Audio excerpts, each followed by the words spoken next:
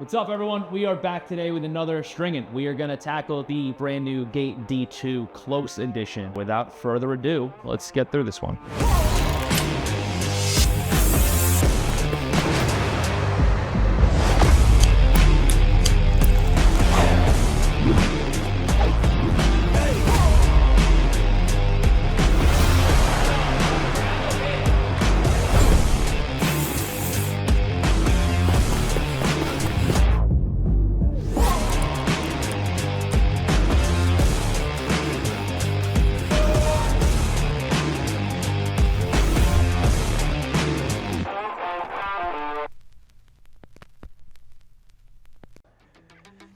So, getting into string in his pocket, this is actually a custom order stick for us at Lacrosse Unlimited. This is for Joseph Hoots down in North Carolina. Enjoy us stringing up your stick. He's got the Gait D2 Close Edition with some hero mesh, all white strings, and a Carolina die, keeping it very classy. So, let's get into it. Same thing as always, we're gonna fold out the 9-diamond row, fold back towards the soft side, so the rough part of the mesh is actually on the inside of the pocket. Helps with, gripping the ball a little bit better, a little more texture. So obviously we see that 9-diamond row is folded back, and we're gonna start. Grab our handy dandy top string. Now, the Gait heads are ones that do not fall short of stringing options. You will see about 20 to 25 holes per head, whatever it may be. Most of them being super small up top, giving you super custom options, and then the standard following procedure on the bottom of the head. So what I like doing with these is keeping it simple, but going by a number system. So for starting the sidewall on the Gait D2, I'm actually gonna go down to the 5th sidewall hole. So just count 1, 2, 3, 4, 5. That's where I'm going through. String through the outside in, up through the flat side of the mesh. For this one, we're gonna do a loop start as always. But something I like doing for the Gait heads is going up to the next hole. So actually the hole number 4, simple loop start, pulling it all the way through, making it lay nice and flat, getting the tension all the way out, make sure there's no slack in there, and you've officially done your loop start. For this one, we're actually gonna do a floating top string, which might sound complicated, but it's actually one of the easier top strings to do. What we're gonna do is the same start as always, through the back of the stick towards the front. So we're gonna go to the next top string hole, back to front, pull the string all the way through. So going to that first hole, we're gonna go to the front of the scoop, to the back, pull it all the way through. See this little loop, we're gonna go down through there, pull all that slack out, a little rock and roll back and forth. You'll see we have our little L anchor knot, or backwards L. Now we're actually gonna go back through the stick, back to front now, reversing that same anchor, going here, pulling all that slack through, yanking it out. Here we go. We have our knot. We're gonna go back through the front of the mesh, through the exact same hole. So we're gonna pull it all the way through, the exact same one. Pull that string, little party trick, and you have officially anchored your first one.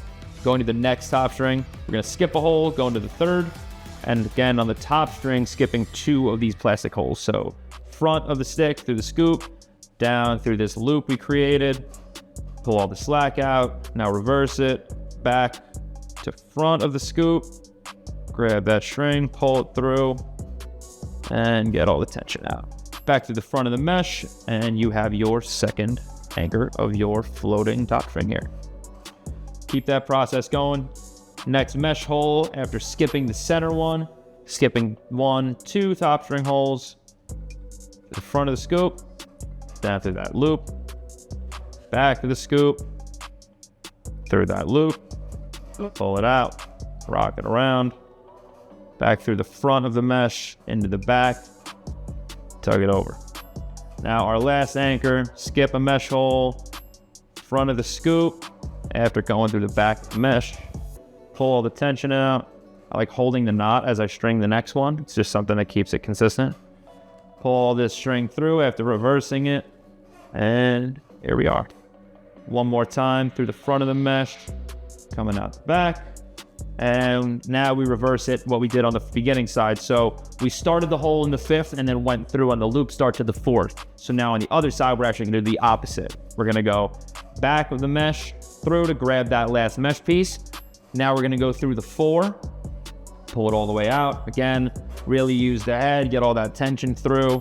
Now looping, but instead of a loop start, now it's a loop finish. So we're gonna go back through that same mesh hole, now through hole number 5.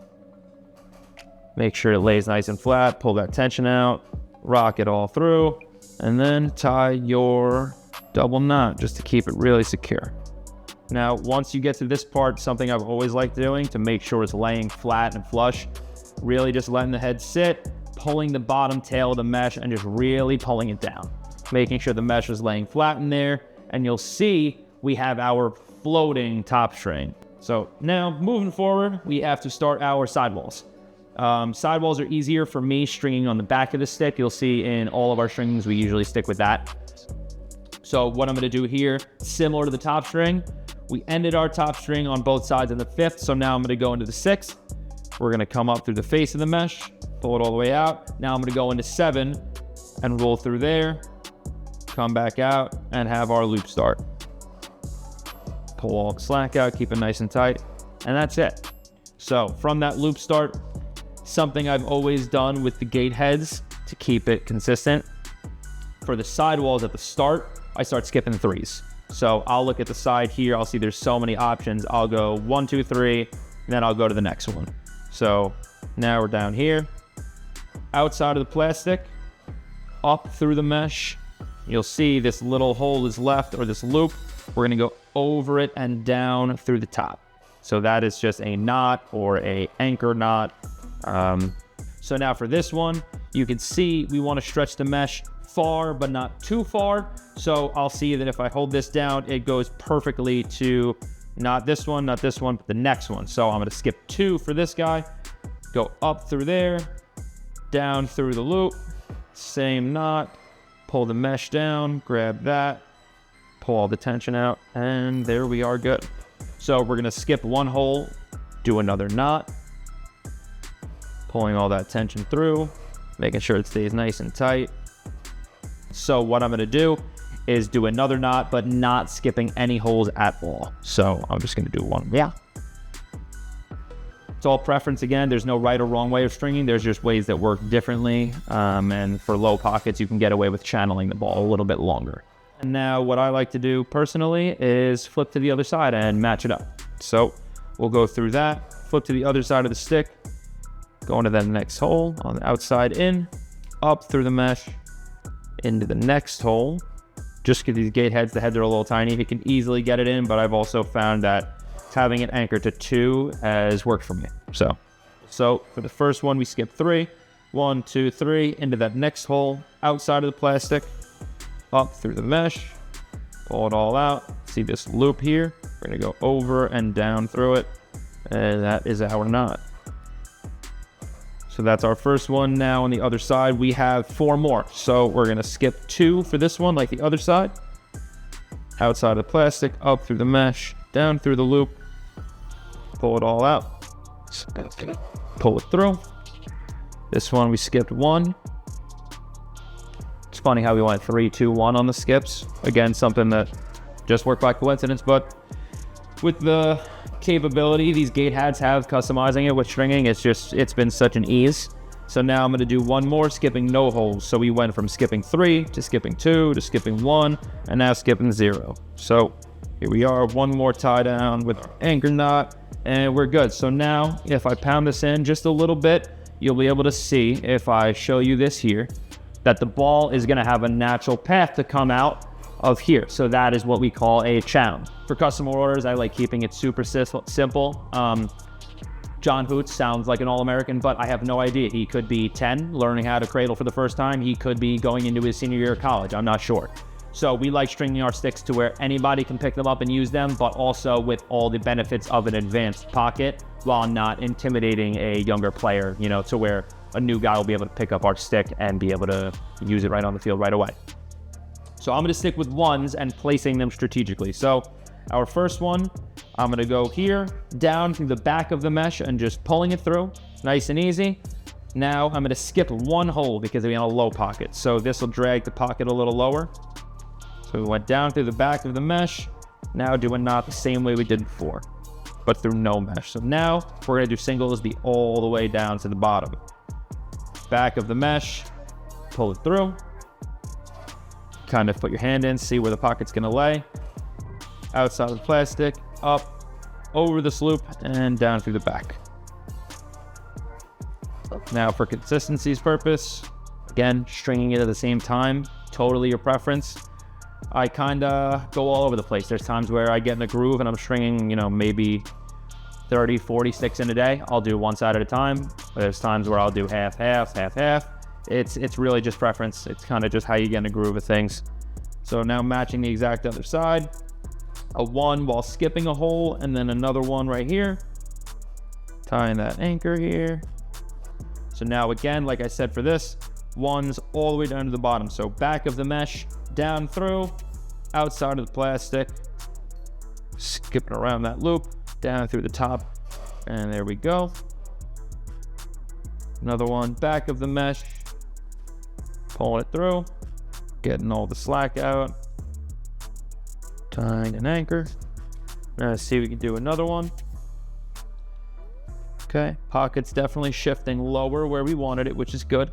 Okay, so I'm gonna tie it right here in that exact same spot. Back of the mesh, anchor it off, make sure we're just getting all the tension out. Same thing here, through the back of the mesh, pulling all it through, looping around. And now we have a low pocket, but we got to finish off. So let's get that 10th mesh hole, go down through the back. Instead of tying a knot, we're actually just going to finish off at the end. So we're going to skip a hole and go down. We could skip 2 here, we could skip 1. I'm going to skip both of those last holes to really utilize the end of the plastic, because something they did in these gate heads, there's a little ridge here where I've noticed where when we do our loop finish at the end of it, where we loop back through, get that string through the same hole. When we loop through, if I pull all this mesh out of the way, you'll see when you pull the loops finish all the way out, you see it kind of sits underneath the plastic of that bottom string. Tie our finishing knot. Same move on the end here. Down through the back of the mesh, out through the last plastic hole, outside of the plastic, looping around back through the exact same sidewall hole, which is the last one on the Gait D2. Something that you can help yourself with if your strings are not going through. You can use your lighter or your torch to burn the tips of your strings. They become a little harder, and then they're easier to just poke right through the holes. So there you have it. We have a Gait D2 with a lower pocket. For our bottom string, I'm not going to use the 10th hole. I'm going to go in 1 to the 8th, and I'm simply going to follow that row all the way around the stick, weaving. So I went up to the 8th, down to the 7th, up, down, up, down, up, and the last one should be down. I'll go to the face of the stick. What I just like doing is grabbing the string, making them even. Okay, I'm going to do a very simple tie off. So I like pulling the string, going from the bottom of the head up to the outside holes. So we'll be able to just go through here, up into the inside. I'll pull the slack of those strings through, and then I'll go down through the insides. So I'm using all 4 bottom string holes. You'll see here, our strings will actually just come out right through the middle. That way they're nice and close. I could pull all the slack out of this, put my hand in there, like at the ball, feel where the pocket's gonna be. If the pocket's staying super loose with the bottom string, shifts a lot, and it's probably gonna be illegal. So what we wanna do, take a lot of the tension out of that, make sure our pocket depth is good and legal for customer. And once we feel comfortable, we will just simply move the stick around, get to the end, and tie off our knots to finish our bottom strings. Let's get some shooting strings in. Got our shooters here. This customer called for 2 straight shooting strings, which is a classic option. So we're gonna go down through the 10 diamond row. We have 1 going down from the back of the plastic, and then 1 you will see coming out into the front of the mesh. So 1 that's on the outside from the back will go on the bottoms. The 1 that's on the front will go up top. So we do a simple weaving pattern.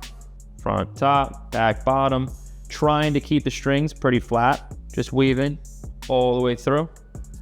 May look confusing, but again, just with trial and error, you see how strings come out. Something I would always advocate for teaching people how to string with shooters. Put our shooter back through there to match the other side. Make sure it is not all twisted. And now we tie our knot. Shooters, I always do a square knot or just a loop. So I go grab them both, loop it around itself, pull it through the hole, and pull it tight. Nice and easy. And I'll go in and I'll put one more shooting string. So again, pre-stretch the shooters, make sure all the the fibers in the string are nice and stretched out. Around the plastic into our next. So shooting strings, again, are like everything in lacrosse, fully based on preference. The standard, when someone orders a 2 shooting string setup, you skip a row. So most people in any level, you'll see that sticks are standard for having a string. You skip a mesh row and then go to the next one. Same deal. Front is top, back is bottom, weaving it all the way through. And like I said, moving up the head, strings higher in the mesh can be tighter. So bottom one is definitely looser. That'll allow the ball to gradually lift out of the pocket, and then the top one being a little bit tighter really gives a little snap for the ball. Okay, so now here we are, pulling it through there. Before we tie the knot, really rocking our hand in, keeping it flat. Seems good to me. Loop start. Tie that knot off, and there we have it. A low pocket and a Gait D2. So for the last steps, we're gonna grab our scissors and our torch, cut and burn, and then get ready to ship this out to North Carolina. Grab our tools, like cutting all the strings even. Cut and then burn the tips. Grab the shooters, cut them even. Grab the shooters, cut them even. Burn our strings. Shooters I don't really grab too much just because they burn off pretty nice. The sidewalls I like kind of anchoring down, making sure they stay closed. Shooters kind of naturally do it themselves. And our last one. Make sure the strings are all around 2 inches. You'll see here the Gait D2 strings up super nice. Looks very clean in this Carolina blue colorway, and we're gonna ship this out and get it out on the field. So that's it. Here we have our Gait D2 Close Edition with our low pocket with some Hero 3.0 semi-soft mesh.